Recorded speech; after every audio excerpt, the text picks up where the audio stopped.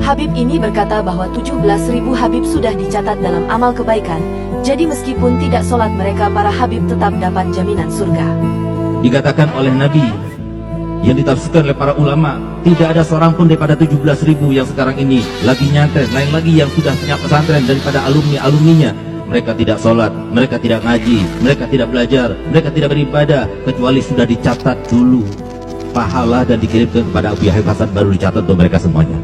Ketidakjujuran kaum Pahlawi dalam menceritakan sebuah narasi dalam ceramah-ceramah mereka gitu. Entah mungkin ini disengaja untuk memvalidasi diri supaya terlihat hebat, atau mungkin karena minimnya literasi sehingga mereka tidak bisa membedakan antara histori dengan legenda, tidak bisa membedakan sejarah dengan dongeng gitu. Jadi bercampur aduk gak karu-karuan gitu. Ada menurunkan rantai emas, hujan susu dan segala macamnya. Ini beda banget dan jauh banget dengan khazanah di Nusantara.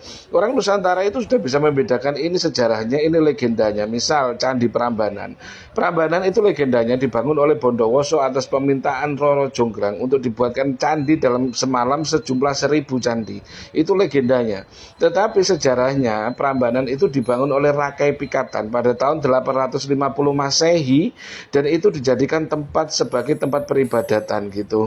Jadi prosesnya itu selama 60 tahun, bukan satu malam gitu. Jadi jelas gitu mana legenda, mana sejarah gitu. Ini tokoh fiktif, ini sejarahnya gitu, nggak campur aduk gitu. Sangkuriang Tangkuban Perahu, sejarahnya Tangkuban Perahu itu adalah kaldera dari Gunung Sunda Purba yang kemudian membentuk seperti perahu terbalik gitu. Itu historinya, tetapi legendanya adalah itu karena Sangkuriang marah gitu, tidak bisa memenuhi syarat, kemudian perahunya ditendang sehingga terbalik, sehingga seolah-olah menjadi Tangkuban Perahu gitu. Itu legenda dan sejarah, ada sejarahnya, ada legendanya, dan bisa dipisahkan gitu. Kemudian kalau kita ke Mojopahit yang paling baru, itu ada namanya Kolam Segaran. Kolam Segaran itu secara sejarah itu dibangun untuk irigasi. Betapa modernnya pengairan di Majapahit saat itu, yang hari ini masih bisa dilihat di Kolam Segaran di Trawulan Mojokerto itu. Betapa modernnya bangunan irigasi Mojopahit. Itu sejarahnya, tetapi legendanya adalah Kolam Segaran itu digunakan untuk menunjukkan betapa kuasa, betapa kayanya kerajaan Majapahit, sehingga setelah perjamuan tamu saat itu, piring-piring emas itu langsung dibuangi ke dalam kolam dan tidak diambil lagi, tidak kepake lagi gitu, bukan dicuci kembali gitu. Itu sebagai cerita rakyatnya. Tetapi antara sejarah dengan legenda dengan cerita rakyat itu beda gitu. Semua orang tahu itu gitu. Tapi beda dengan Pahlawi gitu, membedakan antara entah Abu Bakar bin Salim ini tokoh legenda atau tokoh sejarah nggak bisa gitu. Kalau orangnya dianggap sebagai tokoh sejarah, tetapi perbuatannya perbuatan dongeng gitu, anak-anaknya menurunkan rantai emas gitu, atau Al Idrus gitu, yang bisa menurunkan hujan susu ya sama Subil Laban gitu. Ini kalau dikatakan tokohnya adalah tokoh sejarah, kemudian perbuatannya perbuatan dongeng, bagaimana mungkin dua hal dicampur adukkan gitu loh. Itu kan keramat. Ya kalau ngomongnya gitu, saya juga bisa mengatakan Sangkuriang itu keramatnya Sangkuriang.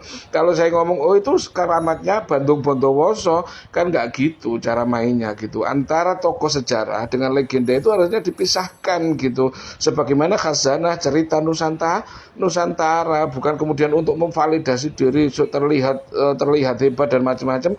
Tidak bisa membedakan antara sejarah dengan legenda, tidak bisa membedakan antara histori dengan dongeng. Jadi itu kemudian buruknya lagi adalah cerita-cerita yang berbau dongeng ini disandingkan secara rekat gitu, dilekatkan dengan agama gitu, disampaikan dalam mimbar-mimbar agama seolah-olah itu adalah bagian dari agama gitu. Jadi itu jeleknya kaum Pahlawi gitu, mendongeng atas nama agama untuk memvalidasi diri mereka gitu. Kacau mania ini. Nggak bisa diterima, beda dengan khazanah cerita Nusantara yang jujur, mana sejarah, mana legenda. Kacau mania.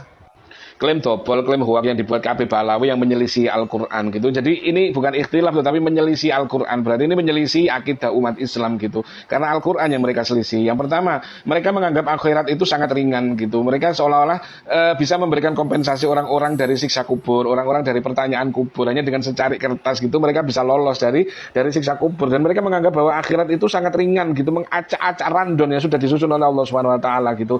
Jadi randonnya Allah Subhanahu wa taala itu manusia hari ini itu masih kan barzah yang sudah meninggal. Kemudian setelah barzah nanti ada ba'as, kemudian setelah ba'as ada hisab, setelah hisab ada mizan, setelah itu ada sirat dan seterusnya gitu. Dan sesuai dengan apa yang disampaikan oleh Allah Subhanahu wa taala di dalam Al-Qur'an, fa amman utiya kitabahu bi yamini fasawfa yuhasabu hisaban yasira wa yanqalibu ila ahli masrur wa amman utiya kitabahu wara'a dhahri fasawfa yad'u subura wa yasla sa'ira gitu. Jadi nanti orang-orang itu ketika dihisab kemudian mendapatkan catatan amal perbuatan mereka itu fasawfa yuhasabu hisaban yasira. Jika amal perbuatan mereka, catatan perbuatan mereka diberikan dari tangan kanan, tapi ketika catatan perbuatan mereka diberikan dari tangan kiri atau dari belakang mereka, fasaufa yad'u subura wa yasla sa'ira, celakalah aku gitu. Jadi itu. Kemudian neraka. Jadi mereka mengklaim bahwa mereka bisa memadamkan api neraka. Sampai malaikat itu takut jangan sampai orang ini masuk neraka. Ya Allah, kalau orang ini masuk neraka nanti api neraka akan padam gitu. Ada yang mengklaim lagi mereka bisa mengevakuasi orang-orang dari neraka, dipindahkan oleh mereka, dimasukkan ke dalam surga. Ini kan dobol, ini kan hoak gitu. Padahal Allah Subhanahu wa taala sudah jelas, ya ayyuhalladzina amanu qu anfusakum wa ahlikum nar wa quduhan nas wal hijarah 'alaiha malaikatun ghiladun syidadun la ya'sunallah gitu. Jadi malaikat neraka itu dijaga oleh malaikat yang gila syidadu dan tidak pernah membantah perintahnya Allah. Kok bisa mereka itu kemudian takut dan tunduk kepada kabib-kabib dobol yang mengklaim bisa memadamkan api neraka ini kan klaim yang menyelisih Al-Quran gitu loh. Itu yang pertama. Kemudian yang kedua, dalam surat Al-Baqarah itu Nabi Ibrahim, wa idibtala Ibrahim rabbuhu bikalimatin fatamahun qala inni ja'iluka linnasi imama qala wa min dzurriyyati qala la yanalu ahdidz dzalimin. Jadi Nabi Ibrahim itu mendapatkan janji dari Allah bahwa dzurriyyahnya nanti akan diangkat menjadi imam, menjadi orang yang terhormat, derajatnya diangkat oleh Allah Subhanahu wa taala, kecuali la yanalu ahdidz dzalimin gitu. Tidak akan mendapatkan janjinya Allah mereka yang zalim walaupun min dzurriyyati Ibrahim, tetapi mereka mengklaim hari ini gitu, cintai Habibmu walaupun bodoh, cintai Habibmu walaupun maksiat, cintai Habibmu walaupun nakal, cintai Habibmu walaupun berbuat dosa. Ini kan seolah-olah melakukan pemutihan, ini bukan hanya STNK yang diputihkan. Jadi Habib-Habib yang dobol pun, yang maksiat, yang bodoh, yang jahil, yang zalim,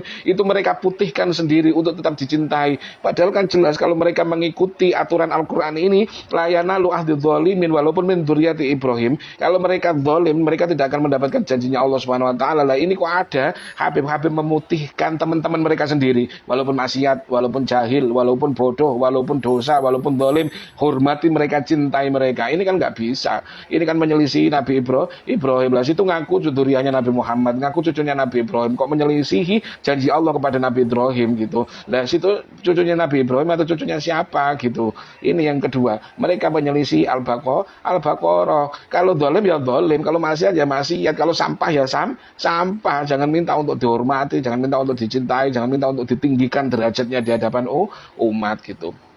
Kemudian yang ketiga, bahwa manusia ini diciptakan oleh Allah Subhanahu wa taala dalam derajat yang sama, tetapi mereka menggunakan kaidah kafaah gitu, sekufu gitu. Berarti kalau kafaah ada yang sederajat, ada yang tidak sederajat. Berarti manusia terbagi dalam derajat tinggi, derajat rendah. Derajat tinggi tidak boleh menikah dengan derajat rendah. Ini terbukti mereka tidak memperbolehkan khubaba atau habib perempuan mereka menikah dengan orang non Balawi gitu. Dan mereka membeda-bedakan, padahal jelas ya Yohanes inna khalaqnakum min dzakari wal unsa wa ja'alnakum wa qabaila lita'arafu inna akramakum indallahi atqakum gitu. Semuanya sama di hadapan Allah Subhanahu wa taala gitu. Yang membedakan mereka cuma ketakwaan, tetapi Habib Balawi membeda-bedakan dengan kaidah kafaah ini, menganggap orang lain di luar klan mereka itu tidak sekufu gitu, tidak kafaah, sehingga mereka tidak boleh menikahi khubabah gitu. Jadi kan ini menyelisih Al-Qur'an. Jadi mereka itu membuat klaim-klaim yang menyelisih Al-Qur'an, klaim-klaim dobol, klaim-klaim hoak yang mereka buat sendiri. Ini bukan ikhtilaf ulama, ini Al-Qur'an ayatnya jelas muhkamat, ini bukan mutasyabihat.